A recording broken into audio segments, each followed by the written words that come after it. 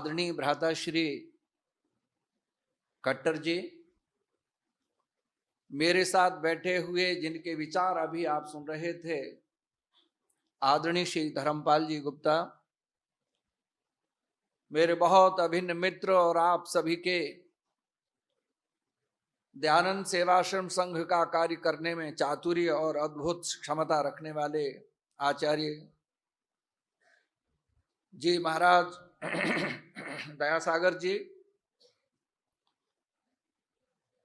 बड़े लंबे अंतराल के बाद आज मेरी माता ईश्वर रानी जी के दर्शन हुए। मुझे बहुत प्रिय लगा। पुरानी समझ स्मृतियां मेरे दिमाग में उभर के सामने आ गईं। इस कार्यक्रम में उपस्थित सभी आदर के योग्य भद्र पुरुषों और पूजा के योग्य मातृशक्ति, इस शिविर में आए हुए सभी शिविरार्थी, मेरे आश्रम के सभी बालक और मेरी बेटियां जो आश्रम में रहती हैं सैनिक विहार में, और उन सब का संचालन के रूप में देखने वाली हमारी बेटी सुमेधा जी और अन्य सब महान भाव उपस्थित भद्र पुरुषों। पुरानी परंपरा के आधार पर और उस परंपरा का निर्वहन करते हुए आज हम अपना एक संकल्प दिवस मना रहे हैं।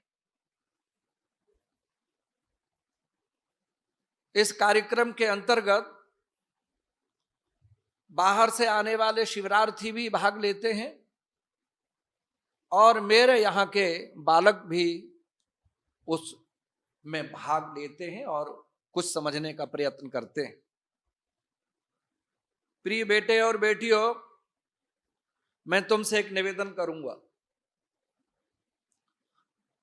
और उस निवेदन को आप सभी लोग दो प्रकार से समझने का प्रयास करेंगे, एक वैज्ञानिक रूप से और एक व्यावहारिक रूप से। बेटा, मेरे जो शिविरार्थी हैं वो नए हैं और तुम कोई लोग इधर उधर दिमाग मत ले जाना, सब बहुत ध्यान से सुनने का प्रयास करना बेटा। अच्छा, तुम्हारा ये भाग्य है, सौभाग्य है कि तुम यहां आकर यज्ञोपवीत संस्कार की दीक्षा ली और तुमने कुछ पाने का प्रयास किया है। महर्षि दयानंद सरस्वती जी महाराज ने मां के गर्भ से बाहर आकर निकले हुए बच्चे का संस्कार करने का प्रयोजन हम सबके समक्ष रखा, और यह सब प्रयोजन जिस एक चीज में आबद्ध हैं, रखे हुए हैं, उस सारी पुस्तक का नाम संस्कार विधि रखा। संस्कार एक वो विधि है या संस्कारों की एक ऐसी विधि है, हाथ जोड़ रहा हूं आप सबसे, जिससे मनुष्य देह धारण करने के बाद आत्मा और शरीर सुसंस्कृत होकर पशुत्व से हटकर मनुष्य बन जाता है। ये वो कदापि मत समझना कि पशुओं के बच्चे पशु होते हैं। भैंस का बच्चा भैंस का ही होगा, निश्चित रूप से भैंस को उसे बनाने की आवश्यकता नहीं होती। अन्य पशु पक्षियों के बच्चे मेरे यहां पर बूटे लगा रखे हैं हमने अपने थोड़ी सी जगह में। आप आश्चर्य करेंगे कि वो एक चिड़िया है जो उसने घोंसला बनाया पत्ते में और बच्चों का प्रजनन किया। धीरे से वो बच्चे, ध्यान से सुनना सब जो मैं कहना चाहता हूं, बहुत ध्यान से, उस अंडे में से बच्चा निकलता है। मां न उसको बुरुश लेकर रंगती है, न उसको मां भाषा सिखाती है। मैं हाथ जोड़ रहा हूं, मेरे शब्दों पर ध्यान देते रहना। जैसे ही अंडे को पकाती है अपने स्पर्श से, उसमें से ही बच्चा सीधा जब ऊपर को छेद कर निकलता है, तब वो अपनी मां के संपूर्ण भाषा और संस्कारों को लिए हुए आता है। मैंने आज तक किसी चिड़िया को बैठकर अलग से पाठशाला लगाकर अपने बच्चों की मैंने भाषा का ज्ञान सिखाते नहीं देखा। मैं निवेदन कर रहा हूं आपसे, बया का बच्चा, बया की मां ने घोंसला बनाने की प्रक्रिया बोलो नहीं सिखाई, बोलो सब जने, लेकिन ऐसा घोंसला बना देता है कि संसार का कोई इंजीनियर उस घोंसले का निर्माण नहीं कर सकता जैसा वो बनाता है। मैंने बड़े काम किए छोटी सी अवस्था में। बया के घोंसले में अगर 1 साल भी बरसात होती रहे तो पानी की एक बूंद नहीं जाती। नंबर 2, ऐसी मिट्टी कहां से लाता है ढूंढकर जो दीपक का काम करती है, वो उसके ही घोंसले में वो मिट्टी रखता है जो जलता है, प्रकाश करता है। और तीसरी बात सुन लेंगे तो आश्चर्य में डूब जाएंगे, उसका बैठने का रूम ड्राइंग अलग है और घुसने का ड्राइंग रूम बैठने का कमरा अलग है। बनाओ जिसमें दम। लेकिन मेरा दावा है कि मनुष्य चाहे जितना उत्तम प्राणी बनने का प्रयास करे, सारी सृष्टि में सबके बाद जरूर पैदा हुआ है, सबसे उत्तम भी माना जाता है, स्वयं को कहता भी है। लेकिन चैलेंज हमारा इस सभा में यह है कि मनुष्य यदि अपने बच्चे को मनुष्य न बनावे, वो मनुष्य बन के दिखा दे।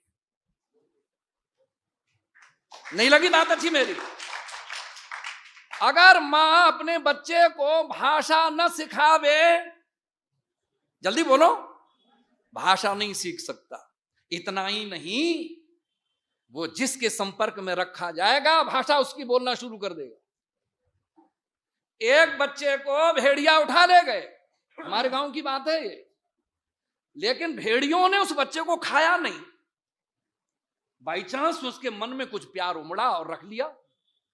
उसने मनुष्य की चाल छोड़ दी, 4 हाथों से भी चलने लगा। उसने मनुष्य की भाषा सुनी नहीं थी, वो बोली नहीं, भेड़िया जैसे बोलता था बोलो वैसे बोलता था। जैसे भेड़िया मनुष्य को देख कर डरता है, ऐसे मनुष्य का बच्चा आदमी को आता हुआ देख करके भाग जाता था। क्या हुआ इसका अर्थ? इस ढांचे में यदि कोई ये दावा करे कि ढांचा मिलते ही मैं मनुष्य बन गया हूं, वो इरादा छोड़ दे। ये ढांचा देखने में बहुत अच्छा है, पर इस ढांचे से खराब अन्य कोई ढांचा इस सृष्टि में बोलो है ही नहीं। बोलो आप सब जने, कोई पशु अपना धर्म छोड़ता हो? सूर्य चंद्र ग्रह नक्षत्र उपग्रह कोई धर्म छोड़ते हो? वायु स्पर्श धर्म, अग्नि जलाने का धर्म, जल ठंडे का धर्म, पृथ्वी स्पर्श का धर्म, गंध का धर्म छोड़ती है क्या? अब आपसे प्रश्न है, मुझे उत्तर देना। क्या ये सब अपना धर्म नहीं छोड़ते? पर मनुष्य कभी धर्म का पालन करता नहीं है, इसलिए सबसे गिरा हुआ आदमी है। बताओ, इस सारी सृष्टि में उपद्रव किसने मचाया हुआ है? अकेले ने। कह तो दो मेरे साथ, किसने? अकेले ने। सारी सृष्टि में उपद्रव है तो अकेले ने। पशुओं के मार को कौन खा गया?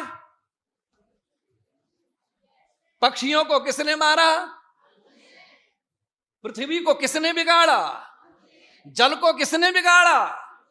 वायु को किसने प्रदूषित किया? फिर भी तुम अच्छे। ये दावा तब कह दो आज सज्जने मिलकर, आज बड़े युगों के बाद, बड़े लंबे अंतराल के बाद, मेरे व्यास की और जैमिनी की परंपरा को छोड़कर इस धरती पर जब सब विद्या का बहुत गहरे बादल छाए हुए थे, तब केवल एक ही ज्योति जो समस्त ऋषियों की ज्योतियों को अपने अंदर में समाहित कर केवल एक ही पुरुष इस धरती पर हमारे लिए आया था, वो कोई और नहीं था, वो महर्षि दयानंद सरस्वती था, जिसने संस्कार विधि को लिखा। ऋषि दयानंद सरस्वती ने कहा था, यह आर्य समाज है। बेटा सब जने शिवरार्थी सुनो, मेरी बेटियों, आर्य समाज का क्या अर्थ है? मैं उत्पन्न करने से पूर्व, उत्पन्न करने के बाद सब संस्कारों को देकर अपने बच्चे को आर्य बनाकर अर्थात किसको आर्य बनाकर? लड़कियों को आर्य बनाकर, लड़कों को आर्य बनाकर, और आर्यों का विवाह करा के समाज बनाकर आर्य समाज बनाऊंगा, इसलिए आर्य समाज था। नरेश जी, गोयल जी, मुझे दुनिया में ऐसा कोई प्रोसेस ढूंढ के बताओ जो बिना विवाह के किए हुए, आर्यों के आर्यों में बिना विवाह किए हुए आप अपनी विचारधारा को समाज में फैला सके, या रिश्तों को बढ़ा सके, या रिश्ते बना सके। I am ready to listen that process. मैं तैयार हूं उस प्रोसेस को सुनने के लिए। तुम घुस कर मर के रह गए, तुम वहां से विवाह किया। तुम लड़के को अगर थोड़ा बहुत आर्य है तो लड़की ऐसी मिल गई जो उसने वहां नष्ट कर दिया। तुम्हारी लड़की आर्य समाजी है तो तुमने विवाह वहां कर दिया, वो वहां जाकर नष्ट हो गई। अर्थात तुमने विवाह किए आर्य विचारधारा को नष्ट करने के लिए किए, बढ़ाने के लिए नहीं किए। संस्कार विधि खत्म। अब संस्कार विधि क्या है उसे सुनो बेटा। मुझे आपसे बात करनी है, शिवनार्थियों से तुमसे बात करनी है। एक लकड़ी मैं पेड़ से ले आऊं, रॉ मटेरियल है, मैं लकड़ी को बनाना चाहता हूं। बेटी मेरे शब्दों पर ध्यान देना, अथवा छोड़ो इस बात को। मैं बाजार से कपड़ा लेके आया, क्या ले आया, और मैं दर्जी के पास जाऊं, दर्जी से यह कहूं कि कपड़ा ले बना दे इसका।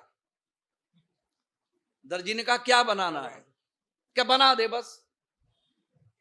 अरे वो बोलते क्या बना, अरे तू बना दे बस, कपड़ा दे दिया बना दे। कपड़ा फेंक के कहेगा ले जाए सर, कहीं और बनवा लेना, मेरे बस की। क्यों? कपड़ा तुम लाए हो, अभिप्राय क्या था? दर्जी से कहोगे कुर्ता बनाना है तो वो कुर्ते के कपड़े को नापेगा। जरा शब्दों पर ध्यान देना। नाप कर उस कुर्ते को मेरा नाप लेगा, तब उस कुर्ते की बोलो कटिंग करेगा, काटेगा। शब्दों पर ध्यान देते रहना। और काट कर फिर उसे सिलेगा, और सिल करके उसमें बटन भी लगाएगा। तब मेरे शरीर पर मुझे पहना कर, क्या हुआ, कपड़ा रफ था, उसको मैंने ठीक काट कर उसको सिला दोबारा। ऐसे ही मां के गर्भ से उत्पन्न हुआ बालक समाज और गुरुकुल अथवा छात्रावासों में जाकर नापना चाहिए कि क्या बनना है। पूछो माता पिता से क्या बनाना है, क्या बनाऊं। और आचार्य वह है, अध्यापक वह है, पढ़ाने वाला वह है, शिक्षक जो, मेरी बेटियों ध्यान से सुनना, जो आए हुए बालक के सिर, नाक, कान काट कर बढ़िया तरह से सिल के स्वच्छ और पवित्र बनाकर, मनुष्य बनाकर समाज में उतार देने का नाम Arya Samaj. Now it is not ease but effort, not facility but difficulty that makes a man. ये आसान काम नहीं है जो मैं बोल रहा हूं, बहुत बड़ा काम है। इंटरनेट का जमाना आ गया है, गूगल पर सर्च करो, जो चाहते हो सो पढ़ लो। तब ऋषि रानंद सरस्वती बोलता है, जरा सावधान हो जाना सब जने। ऋषि ने वल्लभ संप्रदाय के खंडन में लिखा, पूछा तुम किसको गुरु मानते हो? बोले वल्लभ को।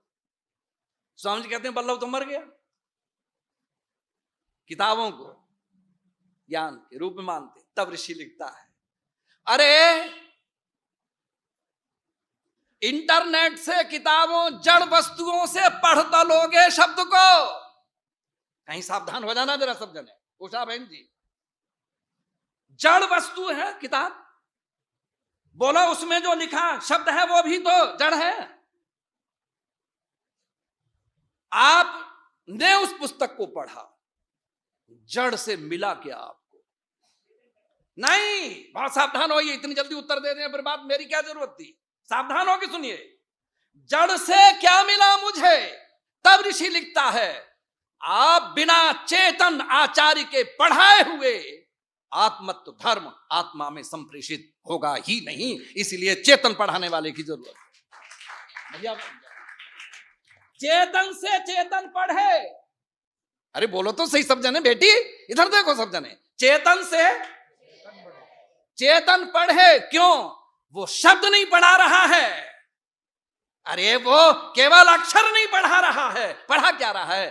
पढ़ाते पढ़ाते आचार्य पदार्थों का चयन तो बुद्धि में कर ही रहा है, लेकिन अपना आचार भी दे रहा है, इसीलिए आचार्य है। आचार्य का पढ़ा हुआ ढंग से बालक। अब आप कहोगे श्रोत्री जी तू एक अनोखा आदमी बेकार की बात करता है, तो इसका उल्टा सुनो। दुर्जनः परिहर्तव्यो विद्या अलंकृतोपि सन् मणिना भूषिता सर्पा किमसौ न भयंकर। चाणक्य लिखता है आचार की महत्ता पर, दुर्जनः परिहर्तव्यः, दुर्जन व्यक्ति को छोड़ देना चाहिए। हमने पूछा अगर बहुत विद्वान हो तो विद्या अलंकृतोपि सन्, विद्या से चाहे अलंकृत ही क्यों न हो। अब ध्यान देना अगली बात पर, तोड़ देखो इसका क्या है।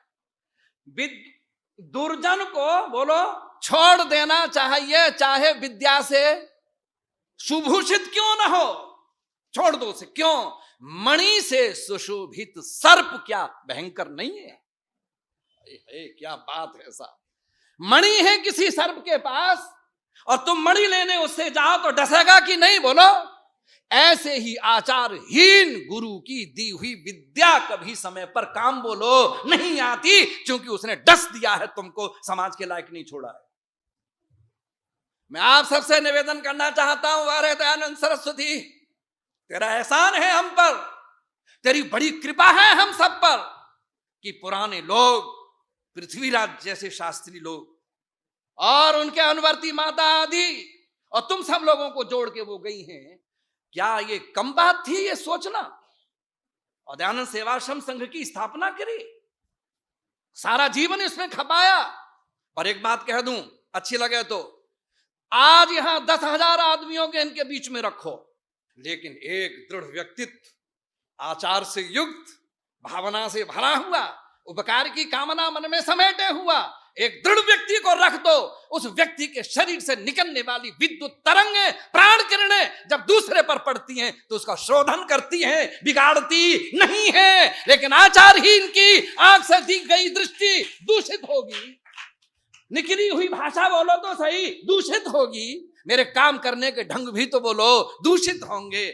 दूषित व्यक्ति के शरीर से निकली हुई तरंगें दूषित होती हैं और पवित्र व्यक्ति के शरीर से निकली हुई तरंगें बोलो तो सही पवित्र। जब तक हम वो सोच पैदा नहीं करेंगे तब तक हमारा कल्याण बोलो नहीं होगा, नहीं होगा। और आप जो एक तो खट्टर साहब, वैसे तो आप सब जानते हैं गुरुकुलों की स्थिति भी है, लेकिन उनसे ज्यादा हमको सतर्क रहना होगा। किस बात में सतर्क रहना होगा? हमारी बेटे और बेटियां दोनों मात्र छात्रावास के रूप में यहां रहते हैं, यहां से बाहर बोलो पढ़ने जाते हैं, लौटकर फिर ही विद्यालय हमारे छात्रावास में आ जाते हैं। अब तुम्हारे संपर्क में कितनी देर रहे, जितनी देर तुम्हारे संपर्क में रहे हैं, अगर उतने में तुमने संभाल लिया है तो समझ लेना संभल गए हैं, नहीं तो बाहर का वातावरण तो हावी हो ही जाएगा, उसे कोई बचा नहीं सकता। एक बात तुम सबकी प्रेरणा के लिए कह रहा हूं, जरा संभालना। हमारे दादाजी थे, बहुत सख्त तबीयत के आदमी थे, बहुत सख्त थे। कितना सख्त था, इतना सख्त आदमी मेरी समझ में नहीं आया। सुनना जरा, वो एक गांव में बड़ी चौपालें होती थी, उसमें पुरुष लोग रहते थे, स्त्रियां घरों में रहती थी, कुछ दूरी भी रहती थी गोयल साहब उसमें। मेरी मां उनको 12 बजे रोटी खिलाती थी, ले जाती थी। मैं बैठा हुआ हूं पास में, मुझे कभी अलग नहीं करते थे। सारी दुनिया नाराज रहती थी, कह रहे वेद प्रकाश का पता नहीं इस आदमी ने क्या कर रखा, अपने साथ ही चिपकाए रहता। सुनना बेटा ध्यान से, मैं आचरण की बात कर रहा हूं, पवित्रता की। रोटी लगे गई, 12:02 हो चुके थे, ज्यादा समय नहीं हुआ था। घड़ी देखी, घड़ी ये नहीं थी उस समय, ये थी जेब वाली। धीरे से कहते हैं 12:02 हो चुके हैं, हमारा समय निकल चुका है, अब हम भोजन नहीं करेंगे। मेरी मां कहती है 2 ही मिनट हुए। तो कहती है कि तुम 2 मिनट को 2 मिनट नहीं समझती हो। धीरे से कहती है रोती हुई कि एक आदमी मिल गया था बीच में, उसने मुझसे बात कर ली, इतने में समय हो गया, आज मुझे माफ कर दो, आगे से कभी मैं नहीं समय से पहले ही लाऊंगा। मेरा दादा कहता है, मेरी छाती पर आज तक लिखा हुआ वो शब्द है, तुम अपने प्रतिज्ञा भंग करती हो तो कर लो, कम से कम मेरी प्रतिज्ञा भंग तो मत कराओ। बोले क्यों? प्रतिज्ञा भंग किए हुए व्यक्ति की जो हालत दुनिया में होती है वो और किसी की नहीं होती, इसीलिए प्रतिज्ञा भंग मैं नहीं करूंगा। आप सोचो तो सही। और मेरे लिए जब कहा तो उस व्यक्ति ने, तो वो कहने लगे इसको तुम चिपकाए रहते हो, अच्छा बेटा यहाँ आदमी बैठे हैं 30-40 जो उनसे पढ़ने आते थे। मेरे से कहा माता घर जाओ, मैं घर चला गया। कह रहे एक लोटे में घी भर लाओ। अब हमारी हिम्मत ये नहीं थी कि क्यों मंगवा रहे होगी, मैंने सुनाई थी बात, आज प्रसंग में सुना रहा हूं। एक परात और ले जाना छोटी सी, वो भी ले आया। घी जब भर के हम लाए, उस व्यक्ति को पास बुला के कहते हैं बैठे, बिठा लिया। कह रहे हैं इस घी को पलट दो। तो परात में वो घी हमने पलट दिया। 15 मिनट तक लोटा हम उल्टे किए रहे। हमसे कहा इसको यूं ही पकड़े रहो उल्टा, सारा घी निचुड़ जाना चाहिए इसमें से। उस व्यक्ति को पास बुला के कहते हैं घी, ये लोटा में घी तो नहीं है ना? अब बोले नहीं। अच्छा इनको दे दो लोटा। दे दिया। समझना बेटा क्या कहना चाहता हूं। और उस व्यक्ति से कहते हैं इस लोटे में हाथ डाल दो। हाथ डाला, घुमा दिया, घुमाओ, निकाला हाथ बाहर, निकाला। ये क्या हुआ? बोले चिकना हो गया। तो धीरे से पूछते हैं घी तो इसमें था ही नहीं, घी तो तेरे सामने मैंने सारा निकाल लिया है इसमें से। बोले हाँ अब तो घी नहीं था इसमें, फिर चिकने तेरे हाथ कैसे हुए? वो व्यक्ति कहता है घी जरूर सारा निकाल लिया था, पर घी की चिकनाई तो रह ही गई थी। अब सुनना, अभी नहीं, सुनो। कह रहे हैं मेरे बेटे वेद प्रकाश के शरीर में मैंने संस्कारों की चिकनाई इतनी भर दी है कि अगर समाज इसको पलट भी लेगा तो भी संस्कारों की चिकनाई तो रह ही जाएगी, जिसको निकालने की ताकत किसी में नहीं होगा। इसलिए हर आर्य समाज के व्यक्ति का कर्तव्य है कि वो जी जान लगाकर अपनी औलाद में, अपनी संतान में, अपने शिष्यों में, अपने पढ़ाए हुए बालकों में जी जान लगाकर ईमानदारी से संस्कारों की, जल्दी बोलो तो सही, चिकनाई भरे। अगर समाज निकालता है तो कम से कम आगे जाकर ये तो कहेगा हमारे समाज के उस शिविर में गए थे अथवा समाज के उस विद्यालय छात्रावास में पढ़े थे, इसलिए हम ये काम बोलो नहीं कर सकते। अब आप समझने का प्रयास करेंगे। आज एक बात और कह दूं, जो हमें एक उल्टी सोच चली है,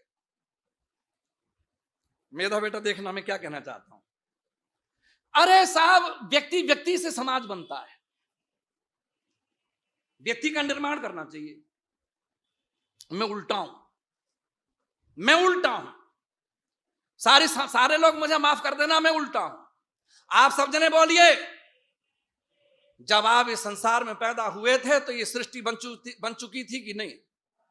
हाँ करो पहले। एक एक चीज नहीं थी, हजारों चीजें थी। हजारों पक्षी, हजारों पशु, हजारों पेड़, हजारों सब कुछ था कि नहीं? बोलो था, ठीक है। उसका नाम है समष्टि। मुझे इस सभा में बैठा हुआ कोई आदमी ऐसा हो तो बताओ जो बिना ब्रह्मांड के एक क्षण भी जी के दिखा दे। अरे साहब उत्तर तो दो हाँ ना का, समझदार लोग बैठे हो। बिना ब्रह्मांड के एक क्षण भी जीवित रहो तो बताओ। इसका मतलब समष्टि के बिना व्यष्टि नहीं है। अरे गुप्ता जी कर रहे हो, बताओ तो सही क्या बात है। भाई साहब आप मेरी बात समझ रहे हैं? समष्टि के बिना बोलो तो सही व्यष्टि नहीं है। मुझे वायु लेनी ही होगी। अब मैं बहुत गहरी बात कहूंगा, जरा संभालते रहना। मुझे वायु लेनी, संसार का प्रत्येक व्यक्ति ब्रह्मांड की समष्टि से बोलो जुड़ा हुआ है। लेकिन लगा रहा हूं, लेकिन बात तो सुनो, यही तो सोच है, यही तो दार्शनिकता है, यही पांडित्य है। लेकिन हर व्यक्ति समान सोर्सेज लेता हुआ भी ब्रह्मांड से, हर व्यक्ति से अलग है। बोलो, समान सोर्सेज लेता हुआ भी। वायु तुम भी लेते हो, वायु मैं भी लेता हूं। जल तुम भी लेते हो, बोलो जल मैं भी लेता हूं। अग्नि तुम भी लेते हो, मैं भी लेता हूं। पृथ्वी से अन्न उपजा हुआ तुम भी लेते हो, मैं भी लेता हूं। लेकिन मैं तुम नहीं हो, तुम तो सब अलग है। कारण क्या है? क्या बात है प्रभु। अरे धन्यवाद तो देना उस प्रभु की रचना के बारे में, प्रभु की सोच में। वो सबके लिए समष्टि बनाता है। पर हर शरीर के भीतर जो बहुत छोटी सी चीज बैठी हुई है, बड़ी सूक्ष्म चीज बैठी हुई है, जो जो सबको सबसे अलग करती है, उसका नाम बोल रहा हूं मैं। बोलो सब जने, मैं। आप बोलो मैं। धर्मपाल जी बोलो मैं। यही मैं मेरे से और इनसे बोलो अलग करती है। बहुत छोटी है बेटा। कितनी छोटी है मैं? बहुत छोटी मैं है, पर इतनी जबरदस्त शक्तिशाली है कि जो इस मैं को मिटाना चाहता है, ये मैं उसे ही मिटा देती है। जो इस मैं को मिटाना चाहता है, बोलो तो सही, ये मैं, और फिर अपनी सत्ता का दर्शन कराती है। इसका मतलब है समान सोर्सेज लेता हुआ भी हर व्यक्ति के भीतर जो मैं है, उसमें जो शक्तियां हैं, उसमें जो संस्कार हैं, उसमें जो भावनाएं हैं, वो सबको सबसे बोलो अलग करती हैं। और फिर सावधान हो जाइए, व्यक्ति के भीतर जो भरा पड़ा है वही व्यक्तित्व है। पकड़ी नहीं बात? पकड़ी नहीं? व्यक्ति के भीतर जो भरा हुआ है, बोलो तो सही, वही व्यक्तित्व है।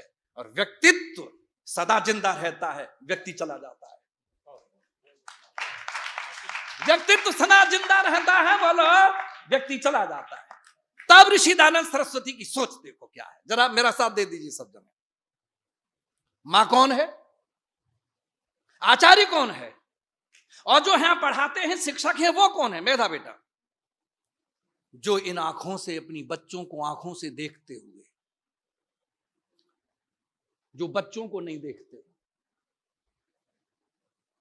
मेरे से सुनना, जो कानों से सबकी सुनते हुए केवल एक विद्यार्थी की नहीं सुनते, मेरा शब्दों पर ध्यान देना, अपितु वो देखते हैं, अपितु वो सुनते हैं, अपितु उसके क्रिया में, चाल चलन में वो देखते हैं। क्या देखते हैं? कि मेरी तोल से, मेरे तोलन से ये बच्चे कहीं मुझसे अलग तो नहीं है। आप बैठे हो सब जने, जरा साथ देना मेरा। मैंने एक दिन साहित्य की दृष्टि से एक बात कह डाली। एक बिटिया संस्कारित थी, बाकायदा संस्कार देकर उसका निर्माण किया उसकी मां ने। बड़ी हो गई, यूनिवर्सिटी जाने लगी, किसी गुरुकुल की बड़ी नहीं थी, लेकिन जैसे ही रोज निकले तो 3-4 दिन से एक वाक्य बोलती थी वो, बेटी अब बड़ी हो गई हो, थोड़ा ध्यान रखना, हमारी इज्जत तुम्हारे आधार पर है बेटा, हम मर जाएंगे, कहीं जगह हमको मिलेगी नहीं, इससे अच्छा हमें मार देना, लेकिन संभाल के रहना, अपने जीवन को संभाल के चलाना। तीसरे दिन में वहीं उस घर में बैठा था, लौट आई वापस।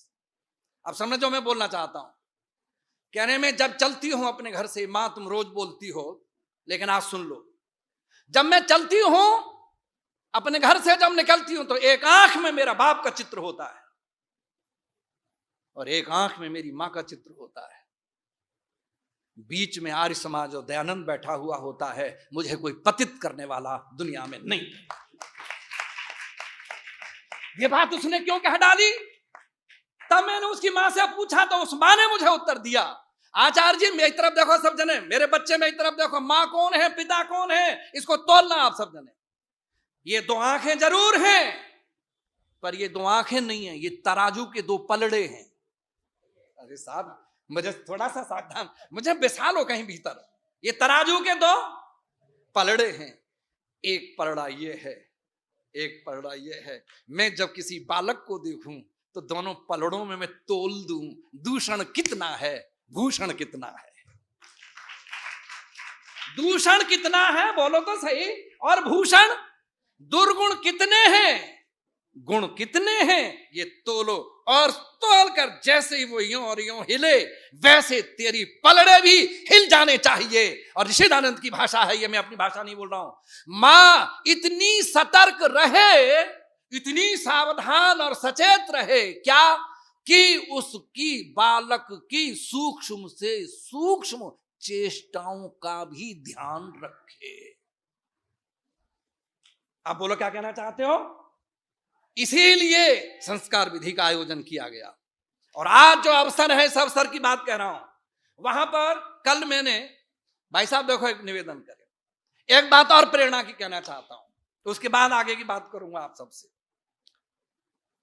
मैं ऑस्ट्रेलिया में गया, सिडनी में रहता था। उस समय में लगभग 3 महीने वहां मैं रहा, न्यूजीलैंड में और ऑस्ट्रेलिया में लगभग 3 महीने रहा। बेटी सुनो, सब जने बेटे, महत्ता सुनना, महत्ता। गर्भ के काल से संभाल दीजिए तब तो बात ही कुछ और है। ये तो वहां था भी नहीं कोई। मेरे व्याख्यान हुए, एक व्यक्ति ने मुझसे कहा, श्रोत्री जी मेरे 2 बच्चे हैं, एक लड़की है एक लड़का है, इन दोनों का संस्कार आप करा दो। यही संस्कार, यही उपनयन और वेदारंभ। उसने सोचा आया हुआ तो है ही, इस समय ही निपटा लो। तो मैंने क्या उत्तर दिया, मैं बेशक खाली रहूं चाहे, लेकिन मैं आया जरूर हूं, मैं संस्कार इस समय नहीं कराऊंगा। तुम मुझे स्पेशली कभी इन संस्कारों के लिए बुलाओगे तब आऊंगा। कितनी बड़ी बात है भाई। और उसकी हिम्मत, उसने कहा अच्छा तो ठीक है, टाइम फिक्स करो। जनवरी में टाइम फिक्स हो गया, मैं चला गया। दुनिया, स्वामी जी लिखते हैं कम से कम 3 दिन और कम से कम 1 दिन व्रत जरूर करावे। मैंने उनका 7 दिन व्रत करा दिया। मैं स्वामी जी से भी आगे चला गया, गलती थी वैसे, लेकिन मैंने कहा कर लो, व्रत कर लो तो ठीक है। जमीन पर शयन कराया, मैं भी सोया, माँ बाप को भी सुनाया। गायत्री के संबंध में निरंतर कमरे में बैठकर उनको उपदेश देता रहा, गायत्री का विचार। और 500 व्यक्ति लगभग उसके यहां रोज सुनने के लिए आते थे। बड़ी अच्छा आदमी था वो। एक व्याख्यान शाम को होता था। अंतिम जब संस्कार हुआ तो संस्कार के दिन मैंने एक प्रतिज्ञा माँ बाप से भी कराई और उनसे भी कराई, मैं इस शर्त पर संस्कार कर रहा हूं, जब तक जियोगे तब तक ये जनेऊ न उतरेगा। बोले हाँ। संध्या नहीं छोड़ोगे? नहीं छोड़ेंगे। नित्य प्रतिज्ञा यज्ञ नहीं छोड़ोगे? नहीं छोड़ेंगे। बच्चों ने भी प्रतिज्ञा कर ली और बोलो माँ बाप ने। मैंने कहा, अब पूछते हैं आचार्य जी उठे कब?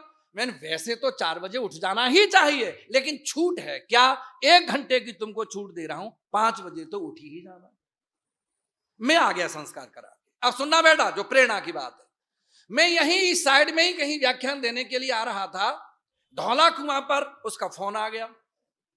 मैंने गाड़ी साइड से लगा दी और मैं खड़ा हो गया। तो फोन पर पहले तो वो रोया व्यक्ति। मैंने कहा जी क्या बात है, क्या हुआ, कोई घटना घटित हो गई, रो क्यों रहे हैं? बोले आचार्य जी एक घटना हो गई आज। आपने कहा था 5 बजे उठकर नित्य संध्योपासन करना है, नित्य यज्ञ करना है। बालकों ने भी की, मैंने भी की, लेकिन आज 6 बज गए, मैं नहीं उठा, मेरी पत्नी नहीं उठी। अब सुनना, मैं बार बार क्यों कह रहा हूं, प्रेरणा के लिए, आप सबकी प्रेरणा के लिए। तब ठीक 6 बजे मेरे बालकों ने आकर मेरे द्वार पर नॉक किया, खटखटाया, और मैं रोता हुआ उठा तो मुझसे कहता, मैं भी भावुक हूं इस समय, हे पिता आज क्या बात हो गई। मैंने हिंदी पढ़ाई उन सब लोगों को। हे मां आज क्या बात हो गई, तुमने प्रतिज्ञा की थी कि 5 बजे उठकर नित्य संध्योपासन किया करेंगे।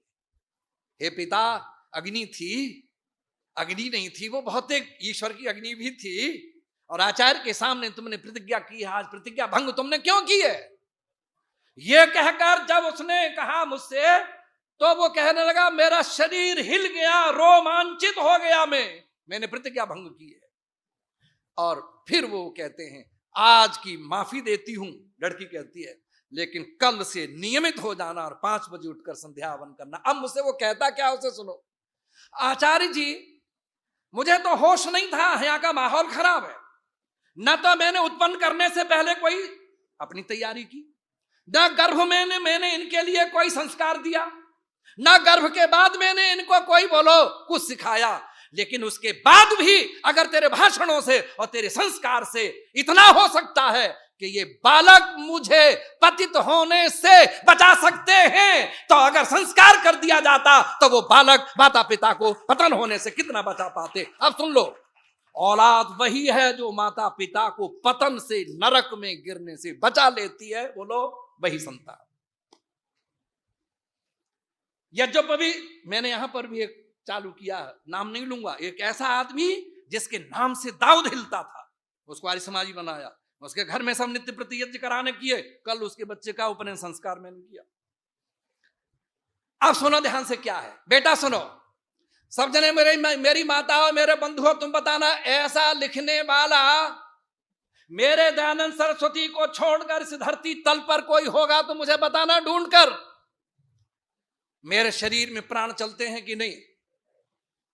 अगर मैं सारे शरीर के प्राणों को रोक दूं और बाहर सांस न निकालूं और सांस न लूं तो जिंदा रहोगे? तो अब पूछता हूं तुम्हारे भीतर के प्राण क्यों नहीं चलते? फिर अगर बाहर से सांस लेना बंद कर दिया जाए तो क्यों नहीं चलते? तब ऋषि लिखता है क्या, भीतर के प्राण तभी चलते हैं जब बाहर का प्राण उसको ताकत देता है। अरे सुनो तो सही ध्यान से, अरे बड़ी बात कहने जा रहा हूं। लोग, तुम मजबूरी में सांस जो निकालते हो, ये स्वाभाविक सिस्टम ईश्वर ने बना दिया। देखो, सांस ली, भीतर गई, फिर बाहर निकाली, क्यों? भीतर की सांस को कहते हैं मर्त्य प्राण और बाहर के सांस को कहते हैं अमृत प्राण। जो बाहर अमृत प्राण भरा हुआ, बात दयानंद सरस्वती तू लिखता क्या है उसे समझ लो। येनेन्द्राय बृहस्पति पर्यदधादमृतम, ये मंत्र है सबसे पहले यज्ञोपवीत देने से पहले। जैसे शरीर के मध्य में इंद्र प्राण, इधर देखना बेटा, इधर देखो सब जने, जरा एक उदाहरण दे दूं। ये चीज है, इसको यूं ढक लिया, ये अमृत है, ये मर्त्य है। ये जिंदा तब है जब ये इसको जिंदा रख रहा है। ये समझ आ गई बात? तो वहां लिखा है कि अमृत ने मर्त्य को अपने भीतर बसाया हुआ है। क्या बोला मैंने? बसाया हुआ, यूं बस गया। भैया आप तो ले लो आनंद। जैसे शरीर का मध्य प्राण अमृत प्राण के भीतर बसा हुआ है, ऐसे हे बेटा आज मैं तुमको यह यज्ञोपवीत देकर ऐसे उसके भीतर हृदय से यहां तक बसा रहा हूं जैसे मर्त्य प्राण अमृत को अपने भीतर बसा।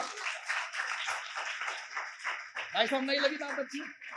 बोलो तो सही सब जने, बात अच्छी नहीं लगी?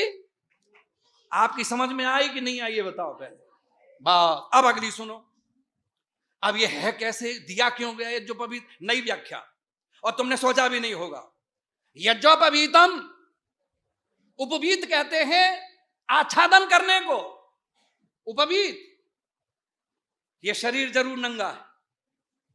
अब भाषा सुनना, जैसे सुवस्त्रों से शरीर भूषित होता है पहनकर, वैसे माता के गर्भ से बाहर आए हुए शरीर को हाथ से बनाया गया भावनाओं में रमा हुआ यह यज्ञोपवीत उस बालक को, जल्दी बोलो, भूषित करता है। अब दयानंद सरस्वती की भाषा सुनिए साहब।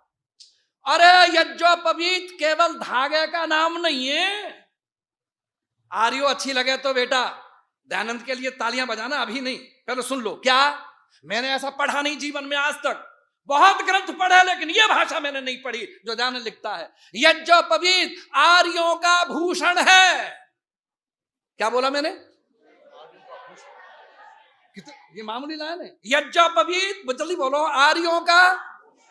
क्यों? क्योंकि विद्या का चिन्ह है, इसलिए भूषण है।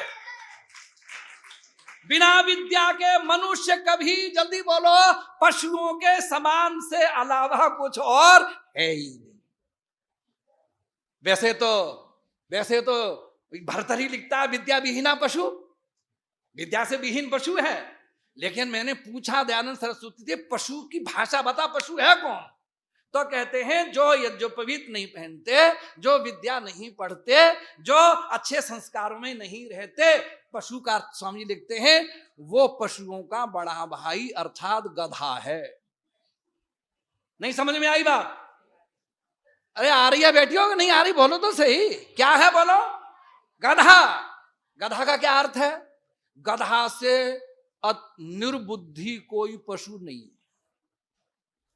निर्बुद्धि की बात कर रहा हूं। यहां खड़ा है, सामान लाद दिया, लदवा लिया, चल दिया, पीछे से कुम्हार उसे मारता है, किट किट, तो टेढ़ा हो जाएगा, बोझ लादते जाएगा।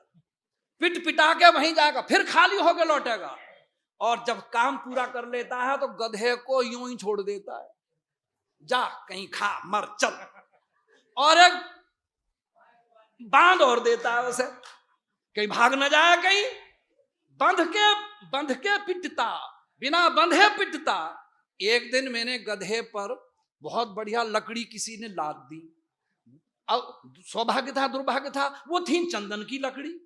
मैंने गधे से पूछा कि भाई साहब आप पर चंदन की लकड़ी रही है, बड़ी सुगंध आ रही है।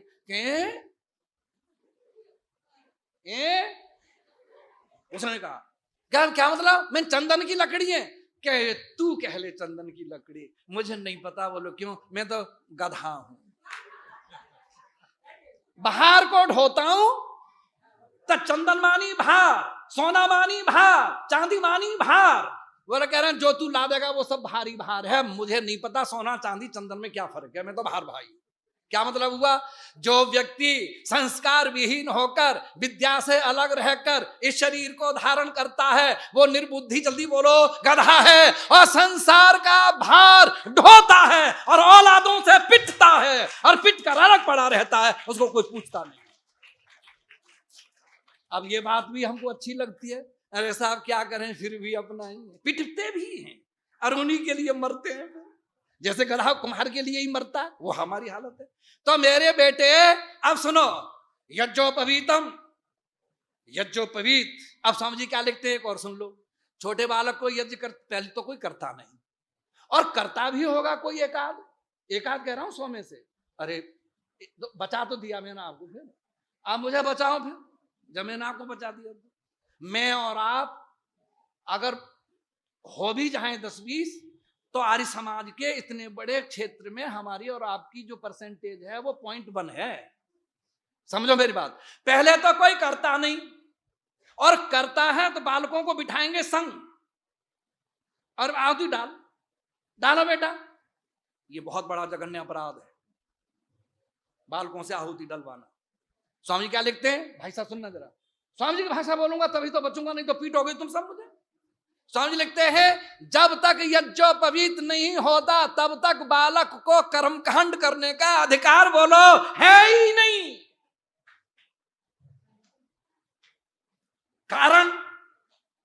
कारण यह है कि यज्ञोपवीत ने समय की सीमा बांधी और आगे के लिए दृढ़ प्रतिज्ञ कर दिया, जब तक वो जिएगा तब तक कभी यज्ञ बोलो नहीं छोड़ेगा। और बचपन में बिना यज्ञोपवीत के डलवाई ही आहुति आगे चलकर कोई करता नहीं। अब तुम करते रहो, तुम्हारी कोई मानता नहीं, ये अभिप्राय है। अब सुनो, यज्ञोपवीतम, बड़ी कांटे की बात कर रहा हूं साहब, सब जने हाथ जोड़ रहा हूं। यज्ञोपवीतम ये आच्छादित करता है, धागा नहीं है, परमम पवित्रम, परम पवित्र है। और आगे सुनना, ये नहीं सुना होगा आपने, अब मैं नई चीज कह रहा हूं। प्रजापतिर्य सहजम पुरस्तात्, ये तो प्रजापति ने पहले से ही सहज ही पुरस्कार पहले से ही दिया है। ये बात समझ में नहीं आई मेरे, अब समझ में आ गई जब ऋषि को पढ़ा। बोलो सब जनी माओ मेरी, तुम मां बैठी हो, आप भद्र पुरुष बैठे हैं, इतने सब जानते हैं। ईमानदारी से बोलना, मैं हाथ जोड़ रहा हूं, सिर झुका रहा हूं आपके सामने। मां के गर्भ में जब बालक होता है तो नाल नाभि से जुड़ा रहता है कि नहीं, और वो यूं ही जाता है कंधे पर बड़ा होकर, फिर वापस लौटता है। जाओ देख लेना चित्र तुम अपन। अरे इतना तो दुनिया जानती है, आजकल की भाषा में सब समझते हैं। बालक मां के गर्भ में नाभि से बोलो नाल से जुड़ा रहता है, और मां अपने प्राण उसी के माध्यम से, उसी से निर्माण करती है। तो हमने पूछा क्या मतलब, कि मां के गर्भ में जो यज्ञोपवीत मिला था, आए है साहब उसका। अब आपने कहे तूने ये क्यों कैसे जान लिया कि मां के गर्भ में मिला था? कौन सा शब्द है यहां? तो शब्द है सहजम। सहजम का अर्थ है जन्मना सह, अर्थात अब जन्म किसको तुम मानते हो, ये भूल है तुम्हारी। जन्म आप कहते हैं गर्भ से बाहर आने को। दयानंद क्या कहता है, मां की कोख में जाते ही जो शरीर मिलते ही शरीर का आरंभ होता है, उसी का नाम बोलो जन्म कहलाता है। अर्थात शरीर आरंभ का नाम जन्म है। दयानंद सरस्वती को गर्भाधान वाले प्रकरण में पढ़ना। प्राणों के धारण और शरीर के आरंभ का नाम ही बोलो तो सही जन्म है। वही नाल मिला था, प्रजापतेरिया सहजम पुरस्ताद, यह तो सहज ही मिल गया था, मैंने लिया नहीं था किसी से, बोलो तो सही, सहज ही मिल गया था।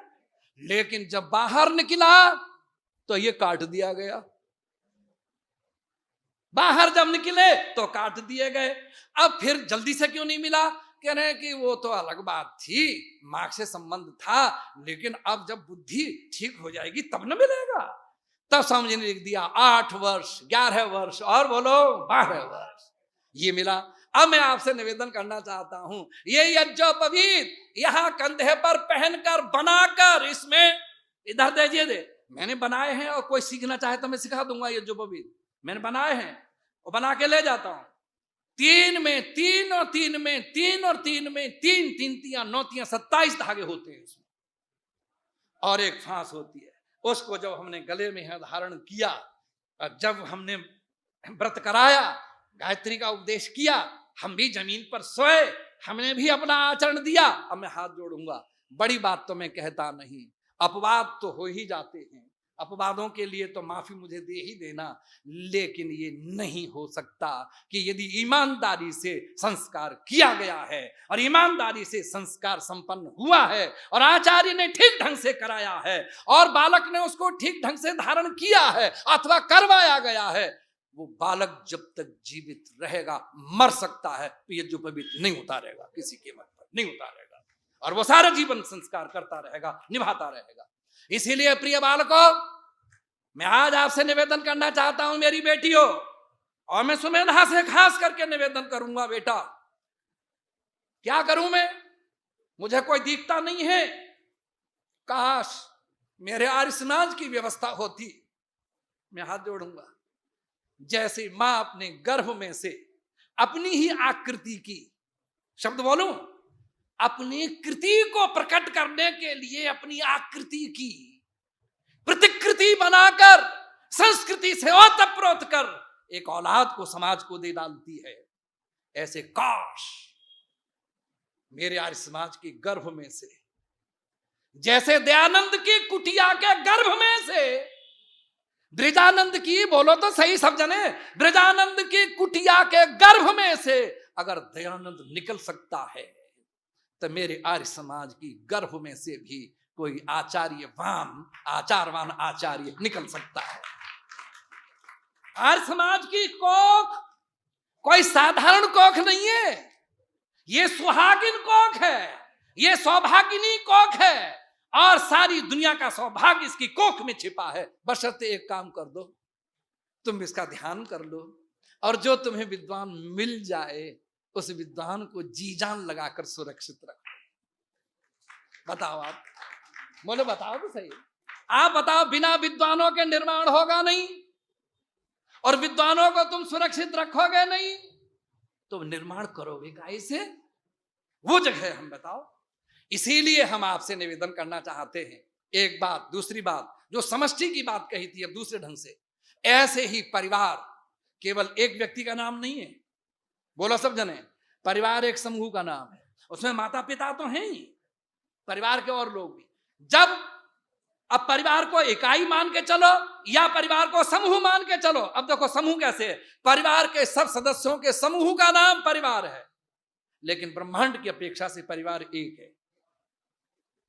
समझ आ गई बात? ब्रह्मांड की अपेक्षा से परिवार बोलो एक है। अब मैं निवेदन करना चाहता हूं, स्वामी जी क्या लिखते हैं? स्वामी जी लिखते हैं कि समूह में ही उत्तम गुणों की उत्पत्ति होती है। माता पिता यदि उत्तम आचरण करेंगे, परिवार के लोग उत्तम आचरण करेंगे, उनके आचरण को देख करके संतान बोलो समझ जाएगी। ऐसे ही किसी को योगी बनना हो तो योगियों के समूह में जाकर योग सीखा जाता है, विद्वान बनना हो तो विद्वानों के समूह में जाकर विद्वान बनता है। क्यों? आचरणों के समूह में से आचरण की जब किरणें निकलती हैं तो व्यक्ति पर विशेष प्रभाव डालती हैं, और वही उत्तम कार्य होता है, वही हमारे लिए सबके है। तो मेरा अभिप्राय यह है, कहने का आप सबके सामने निवेदन यह है कि इन संस्कारों को सुरक्षित रखने की प्रक्रिया करो। एक बात और कहूंगा, क्रोध अच्छी चीज है कि बुरी? बोला सब जने, बुरी चीज है। काम अच्छी चीज है कि बुरी? लोभ अच्छी चीज है कि बुरी? लोभ अच्छी चीज है कि बुरी? अच्छे हैं ये। इसके उल्टे चलो, तो फिर अगर बुरे हैं तो इनके बिना संसार में कोई काम करके दिखाए अथवा रह के दिखाए। इनके बिना, इनके बिना। मेरी बात समझ गए ना सब जने? काम बुरी चीज है, क्रोध बुरी चीज है, लोभ बुरी चीज है, मोह बुरी चीज है, पर इनके बिना कोई काम करके दिखाए नहीं हो सकता। अब बुरे क्यों हैं? बुरे इसलिए हैं कि जब जब ये मूर्खता प्रधान होते हैं, अविद्या प्रधान होते हैं, तब तब ये बुरे। जैसे उदाहरण स्वामी जी लिखते हैं व्यवहार भानु पढ़ा करो सब जने। सत्य प्रिय चीज है कि नहीं? आप सब मानते हैं सत्य बढ़िया चीज है कि नहीं? मैं पिता हूं, आचार्य हूं, क्योंकि तीनों को एक श्रेणी में गिनते हैं स्वामी जी। मेरे बालक ने, मेरे शिष्य ने भाई साहब खट्टर जी से सत्य बोल दिया, उसमें मेरी पोल खुल गई। भाई साहब समझे? उसमें मेरी पोल खुल गई, यानी मेरी पोल खुल गई। पिताजी तो हमारे जैसा पिताजी तो दुनिया में कोई होगा नहीं, बोले को संध्या करता ही नहीं। और मैं दुनिया से कहता हूं मैं संध्या करता हूं, मैं दुनिया से कहता हूं मैं यज्ञ करता हूं, पर मेरी पोल खोल दी मेरे लड़के ने। खट्टर जी से कहा, पिताजी, भाई साहब, अंकल जी, पिताजी तो संध्या वन करते ही नहीं। अब ये सत्य है कि नहीं बोलो? और मुझे क्रोध आ गया इस पर, मैंने ठोंक दिया। ये क्या कहने की जरूरत थी कि यज्ञ नहीं करते? ये कोई मतलब था? कहता आप करते ही नहीं, इतने पर भी करते ही नहीं आप। बात तो ठीक है उसकी, सत्य भी बोल दिया, लेकिन मेरी पोल खुल गई। अब मैं पिता हूं, लेकिन ऋषि लिखता है कि ये क्या किया? तो स्वामी ने लिखा कि ये तुमने जो सत्य पर क्रोध किया है ये गलत है। अरे खुश हो जाओ जरा सब जने, सत्य पर क्रोध करना गलत है। लेकिन अगर कोई बालक झूठ बोल दे और उसमें मेरा लाभ हो रहा हो तो मैं बहुत खुश होता हूं। क्या बात है बेटा, आज तूने इज्जत रख ली मेरी। कह रहा है बाप, कह रहा है मेरी, बोलो इज्जत, तूने थोड़ा सा ये झूठ बोल दिया, उसमें मेरा काम बन गया। अरे झूठ थोड़ा सा तो बोला, काम भी तेरा बना, तत्काल की दृष्टि से परिणाम बहुत बुरा हो गया। इसलिए स्वामी ने क्या लिखा? असत्य पर सदा क्रोध करे, सत्य पर कभी क्रोध जल्दी बोलो नहीं करे, चाहे जितना नुकसान और लाभ हो जाए। कारण परिणाम लंबा देखो, तत्काल का परिणाम देखना बुरा नहीं है, मोह करना बुरा है, लेकिन बाहर की कठोरता, भीतर की कोमलता, बालक से मोह करके उसका निर्माण कर दो, जो भविष्य की दृष्टि से ठीक है। ये मोह ठीक है, पर सोते रहने देने का मोह बोलो ठीक नहीं है। इसीलिए दयानंद सरस्वती ने लिखा, व्याख्या समाप्त कर रहा हूं, सत्य के ग्रहण करने, बोलो सब जने,